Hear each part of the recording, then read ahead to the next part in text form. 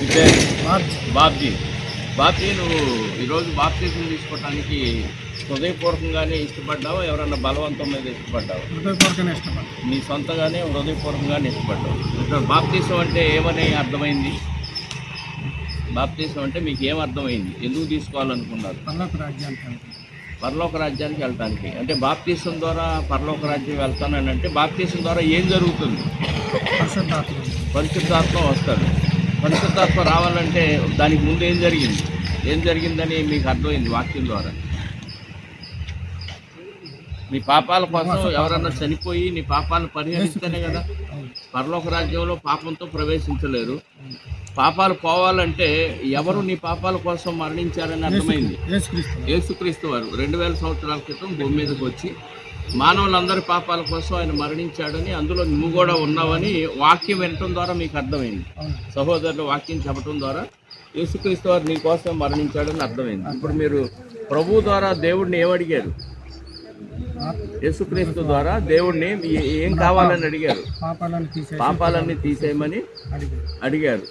ఇక నుంచి మరి బాప్తిజం ద్వారా పాత బాబ్జీ సజీవ సమాధి అయిపోయి కొత్తగా జన్మించిన ఒక శిశువు యేసుక్రీస్తులో జన్మించిన వాడుగా తయారవటానికే ఈ జన్మని దేవుడు మనకి ఇచ్చాడు. ఆ జన్మించిన తర్వాత మీరు ఎలా ఉండాలని దేవుడు నిర్ణయించినట్టు మీకు అర్థమైంది. పరిశుద్ధులుగా నడుచుకోవాలి. ఇంకా పాపాలేం చేయకుండా ఉండాలి. మిగిలిన జీవితం ఏ పని చేస్తూ బతకాలని ఉంది? దేవుడి పనిలో ఉండాలని అర్థమైంది.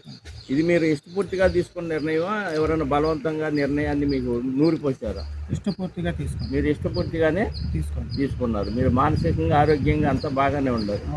రైట్. మరి బాబ్జీ గారు చెప్పిన నోటి సాక్ష్యాన్ని బట్టి వాక్యం వినటం ద్వారా ఆయనకు అర్థమైన విషయం, ప్రపంచంలో ఎవరికైనా పాపాలు క్షమించబడాలంటే అందరి కోసం ఒక పరిశుద్ధుడైన వ్యక్తి తన పరిశుద్ధమైన రక్తాన్ని చిందిస్తేనే ఆ పాప క్షమాపణ లభిస్తుందని ఇప్పటి వరకు నామకార్థంగా బతికిన బాబ్జీ యేసుక్రీస్తు వారి వాక్యం విని ఆయనే నా కోసం మరణించాడు, నా పాపాలు క్షమించాడని అర్థం చేసుకొని యేసుక్రీస్తు ద్వారా పాపాలు క్షమించమని తండ్రి అయిన దేవుడిని అడిగి మరి పాపాలు క్షమించబడతాయన్న విషయాన్ని ఆయన అర్థం చేసుకొని ఈ సమయంలో మరి దేవుడు ఆయన పరిశుద్ధాత్మను కూడా అనుగ్రహిస్తాడని అర్థమైంది. అలాగే మీ పేరు ఎక్కడ రాయబడిందని అర్థమైంది? జీవగ్రంథం. చెప్పాలి, వాళ్ళకి వినపడాలి. జీవగ్రంథంలో రాయబడిందని అర్థమైంది.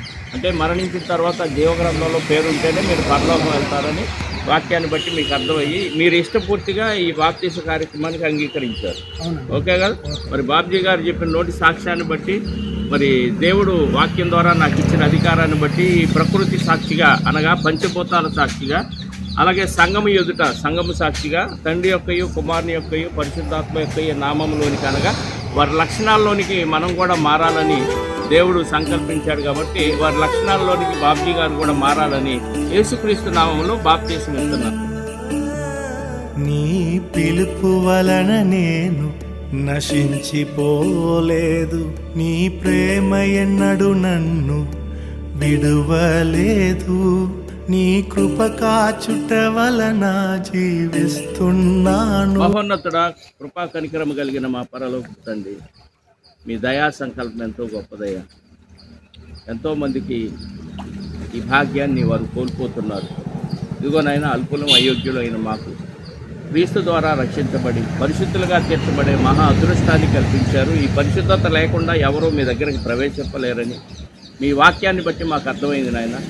2000 సంవత్సరాల క్రితం మరణించిన యేసుక్రీస్తు వారి రక్తం ఈరోజు మరి ఆయన అంగీకరించడం ద్వారా బాబ్జీ గారికి కూడా ఉపయోగపడిందని మేము విశ్వసిస్తూ క్రీస్తు రక్తంలో కడగబడి పరిశుద్ధులుగా తీర్చబడిన బాబ్జీ ఇక నుంచి మీ కుమారుడు, మీ కుటుంబంలో సభ్యుడని మీ వాక్యాన్ని బట్టి మేము అంగీకరిస్తూ మాలో ఒకడిగా మరి బాబ్జీ గారు కూడా చేరినందుకు సంతోషిస్తూ తండ్రి బాబ్జీ గారిని ఇక నుంచి మీ యొక్క పరిచర్యలో మీ యొక్క సాధనంగా ఉపయోగిస్తారని విశ్వసిస్తూ ఈ సందర్భంలో వచ్చిన బిడ్డలందరినీ పేరు పేరున జ్ఞాపకం చేసుకోమని బ్రతిమలాడుచు బాబ్జీని మీ చేతులకు అప్పగించుకుంటూ మా రక్షకుడు నీ ప్రియకుమారుడైన యేసుక్రీస్తు వారి రక్షణ కలిగిన నామములో ప్రార్థించి అడిగి వేడుకొనిచున్నాను పరలోకపు తండ్రి. ఆమేన్.